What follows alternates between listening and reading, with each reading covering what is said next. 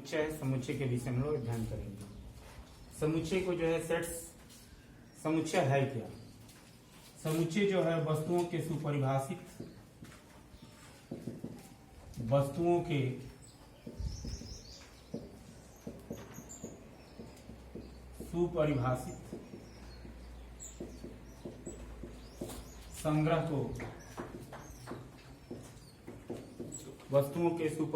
संग्रह को समुच्चय कहते हैं।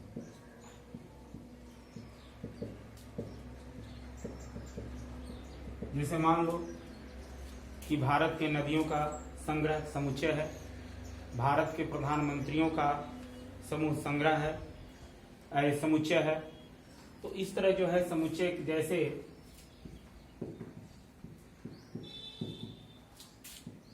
भारत के सभी प्रधानमंत्रियों का समूह,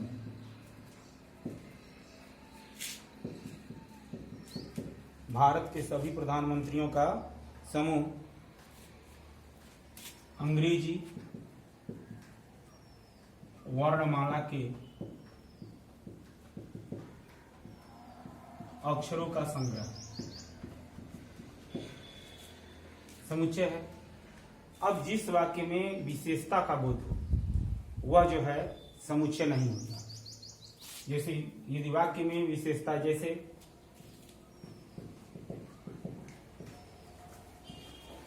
जिस वाक्य में विशेषता का बोध हो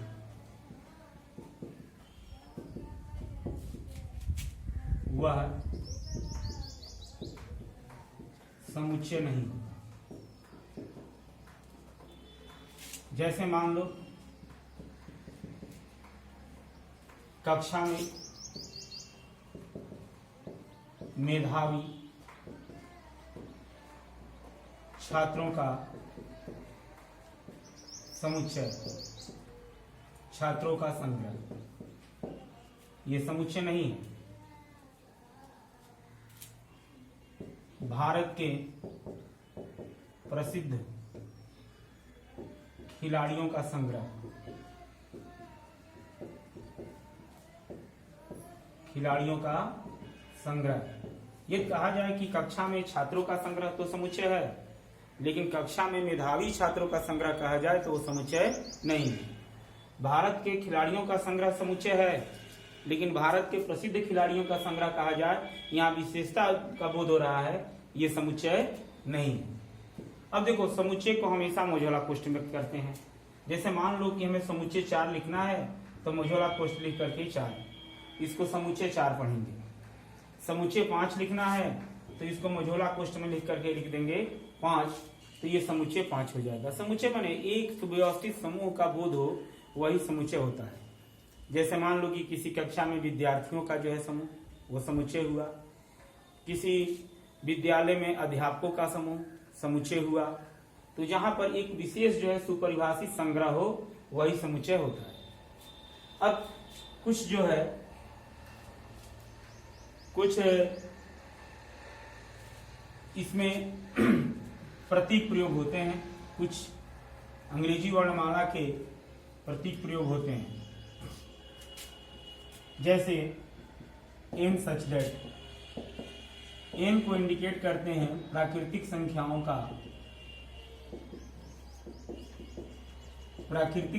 का समुच्चय को व्यक्त करते हैं एन से, कैपिटल एन से, क्योंकि प्राकृतिक संख्या का अंग्रेजी होता है नेचुरल नंबर। उसी तरह जो है क्यू को जो है प्रेजेंट करते हैं परिमेय संख्या का समुच्चय। परिमेय संख्या को हमेशा व्यक्त करते हैं क्यू से। जहां आर है इंडिकेटर में, आर को कहते हैं वास्तविक संख्याओं का समुच्चय। वास्तविक संख्याओं का समुच्चय, इस वास्तविक संख्याओं के, जिसे प्राकृतिक संख्याओं के समुच्चय को एन से व्यक्त करते हैं, परिमेय संख्याओं के समुच्चय को क्यू से व्यक्त करते हैं, और वास्तविक संख्याओं के समुच्चय को आर से व्यक्त करते हैं। उसी तरह जेड जो है पूर्णांकों के समुच्चय, पूर्णांकों का समुच्चय। पूर्णांकों के समुच्चय को हम जो है z से व्यक्त करते हैं। z प्लस हो तो इसका अर्थ होता है धन पूर्णांकों का समुच्चय। धन पूर्णांकों के समुच्चय को z प्लस से व्यक्त करते हैं और z माइनस ये हो जाता है ऋण पूर्णांकों का समुच्चय। ऋण पूर्णांकों का समुच्चय इसको जो है व्यक्त करते हैं हम z माइनस। यदि कहीं भी कैपिटल एन हो तो जान लो कि वो प्राकृतिक संख्या संबंधित है, Q हो तो जान लो कि परमेय संख्या संबंधित है, R हो तो जान लो कि वास्तविक संख्या संबंधित है, Z है तो पूर्णांक से संबंधित है, Z प्लस है तो धन पूर्णांक से संबंधित है और Z माइनस है तो वह ऋण पूर्णांक से संबंधित है। अब आगे समुच्चय में कुछ प्रतीक चिन्ह प्रयोग होते हैं जिनका अर्थ जो है निम्न होता है। मैं उसको लिख दे रहा हूं क्योंकि आगे भी जो है पढ़ते समय इन प्रतीकों का जो है हमेशा उपयोग होता रहता है। जैसे प्रतीक इसको देख रहे हो, इसको हम क्या कहते हैं, इसको हम एलिमेंट कहते हैं। ये प्रतीक है और इसको जो है कहते हैं हम एलिमेंट और इसका शाब्दिक अर्थ होता है अवयव। इसको हम कहते हैं, इस तरह काट दिया जाए तो इसको हम कहते हैं नॉट एलिमेंट और इसको हम कहते हैं पढ़ते हैं अवयव नहीं। ज्यादातर व्यक्ति जो है इसको एलिमेंट ही कहता है, अवयव नहीं कहता। इसको नॉट एलिमेंट कहते हैं, माने अवयव उसका नहीं है। इसको जो है कहते हैं सबसेट, अंग्रेजी में कहते हैं इसको सबसेट और इसका अर्थ होता है उप समुच्चय। और इस तरह यदि काट दिया गया तो इसे कहते हैं नॉट सबसेट और इसको हम कहते हैं उप समुच्चय नहीं। इस तरह हो तो इसे हम कहते हैं यूनियन। यूनियन मीन्स होता है संघ या सम्मिलन, इसे कहते हैं संघ या कहते हैं या सम्मिलन। और इस तरह जो है इस तरह हो तो इसे कहते हैं इंटरसेक्शन, इसे कहते हैं प्रतिच्छेद या उभयनिष्ठ।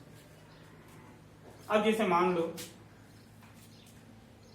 वन एलिमेंट है, इसको हम क्या पढ़ते हैं, वन जो है एक अवयव है, one is the element of A. और इस तरह हो इसको हम कैसे पढ़ेंगे, तो two is the not element of A. जैसे फोर है और ये, इसको हम क्या पढ़ेंगे, इसको पढ़ेंगे उसी तरह फोर एलिमेंट ए और इस तरह जब इसको काट देंगे तो इसको हम पढ़ेंगे नॉट एलिमेंट ए।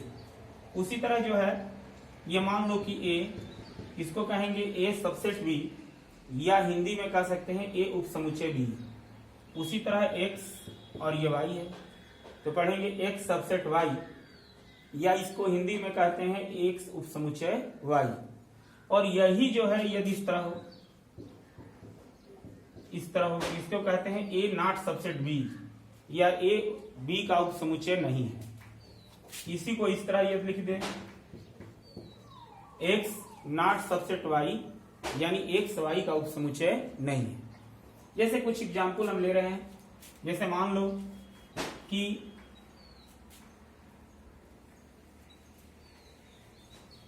जैसे आपको जो समुच्चय को हमेशा मोझोला क्वेश्चन व्यक्त करते हैं। जैसे मान लो कि ये आपको दिया गया है 1 2 3 4 5 6, देख रहे हो ये एक समुच्चय है और इसमें जो है ए में कुल 6 अवयव हैं, 1 2 3, ये जितने मेंबर हैं वो एक हैं। अब जहां पर उचित हो आपको जो है एलिमेंट लगाना है और जहां उचित है वहां नॉट एलिमेंट लगाना है। जैसे ऑप्शन में मैं दे दिया 2a 4a 7a और 6a। हमें यही दो चिन्ह लगाना है, एलिमेंट और नॉट एलिमेंट। तो पहले देखो कि 2a, ए में 2 है कि नहीं है। तो जब a में 2 है तो यहां पे लिखेंगे 2 is the element of A. 4a में है कि नहीं, a में 4 है, a में 4 है तो यहां पे पुनः एलिमेंट लगेगा। 7a, a में 7 है नहीं है तो यहां पर क्या लगेगा, नॉट एलिमेंट। और 6a, a में 6 है कि नहीं है तो ये लगेगा एलिमेंट। ये रहा तुम लोगों की जो है। तो इस तरह जैसे वाक्य बोले जाते हैं कि भारत के नदियों का संग्रह समुच्चय है, और भारत के प्रसिद्ध नदियों का संग्रह, तो चूंकि विशेषता का बोध हो गया, यह समुच्चय नहीं है। भारत के जो है खिलाड़ियों का संग्रह समुच्चय है, और भारत के प्रसिद्ध खिलाड़ियों का संग्रह जो है समुच्चय नहीं है। तो समुच्चय और हमेशा समुच्चय को मझौला कोष्ठ में लिखते हैं। अब देखो, समुच्चय के लिखने की दो विधियां हैं। ये हो गया ये। अब समुच्चय के लिखने की दो विधियां हैं।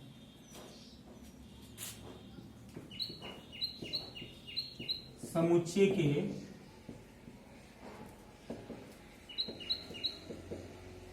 लिखने की विधि, पहली विधि का नाम है तालिका विधि, या इसे कहते हैं सूची विधि, या इसे कहते हैं रोस्टर विधि।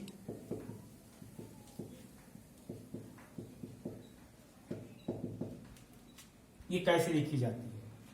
तो इस विधि में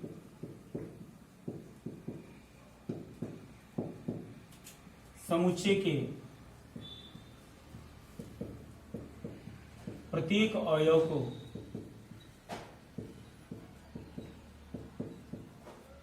इस विधि में समुच्चय के प्रत्येक अवयव को मझोले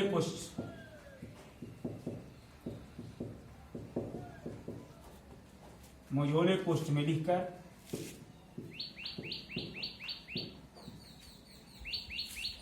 किन्हीं दो अवयवों के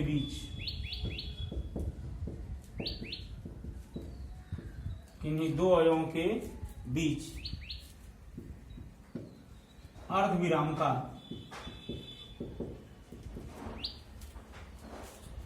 चिन्ह लगा देते हैं।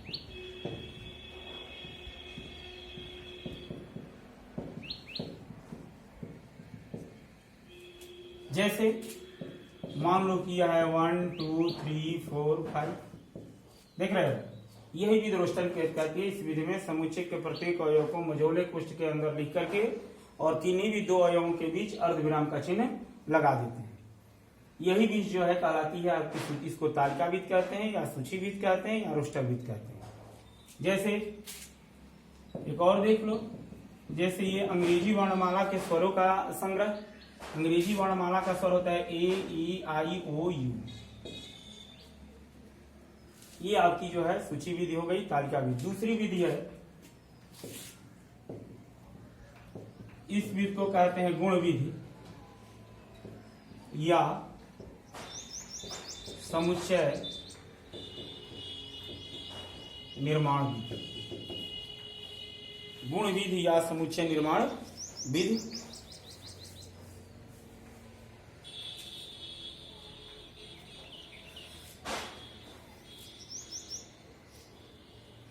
वह विधि जिसमें समुच्चय के अवयवों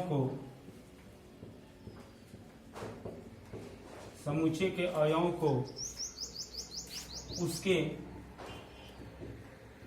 गुण विशेष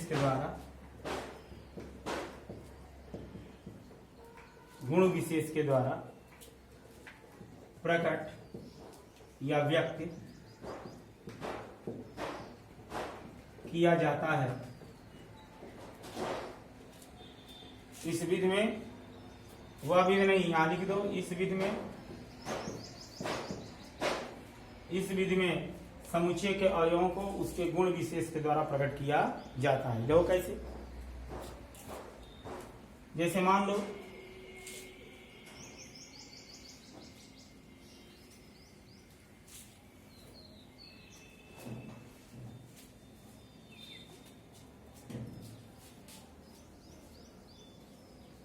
लो कि यहां दिया गया है, जैसे ये दे दिया गया है A-E, जैसे दे दिया है A-E-I-O-U।